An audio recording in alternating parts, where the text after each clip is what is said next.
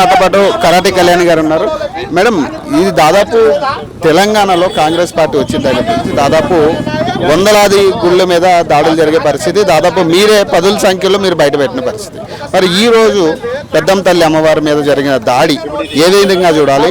అంటే ఒక భూమి కోసం జరుగుతుంది ఇదంతా అనేది ఇక్కడ స్థానికులు చెప్తున్నమాట. అవునండి, భూమి కోసం జరుగుతుంది.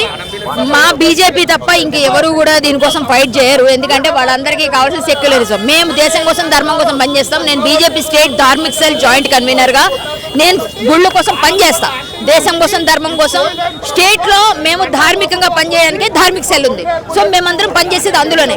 సో ఇప్పుడు ఏంటంటే ప్రతి దగ్గర మేము వెళ్ళి గుడుల దగ్గర ఏం జరుగుతుందో బయట పెడుతున్నాం. ఇప్పుడు బోనాలు తీసుకొని ఎత్తుకుని వెళ్తామంటే ఆడపిల్లలకి ప్రతీకగా ఉన్న మంగళవారం, శ్రావణ మంగళవారం, ఈరోజు బోనాల్ని ఇంత ఇదిగా ఎత్తుకుందాం అనుకున్న వాళ్ళని అరెస్ట్ చేస్తున్నారు, హౌస్ అరెస్ట్ చేస్తున్నారు, అందరినీ ప్రివెంటివ్ అరెస్టులు చేస్తున్నారు.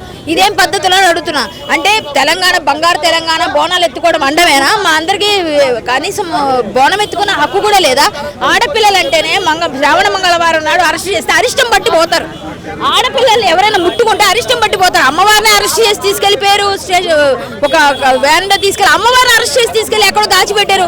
అంటే అమ్మవారికి అందరినీ కాపాడే అమ్మ, నిన్ను కాపాడే, నన్ను కాపాడే అమ్మని అరెస్ట్ చేసావు నువ్వు. నీకేమైనా ప్రభుత్వం ఉంటది అనుకుంటున్నారా? తెలంగాణలో కనీసం పూజలు చేసుకుని బోనాలు ఎత్తుకునే పరిస్థితి కూడా లేదా? మరి లేదండి, బోనాలు ఎత్తుకునే పరిస్థితి లేదు. ఎత్తుకునే పరిస్థితి ఉంటే ఈరోజు బోనం ఎత్తనిస్తారుగా. బోనాలు ఎత్తుకుంటా ఉంటే ఆపడం ఏంటండి? ఇదేం పద్ధతి? ఇదేం కరెక్ట్? ఇది బోనం ఎత్తుకునే ఇది మాకు లేదా? ఆడపిల్లలకి లేదా? మంగళవారం నాడు బోనం ఎత్తే ఇది లేదా మాకు? ఇదేం ప్రభుత్వం? రజాకార్ ప్రభుత్వం.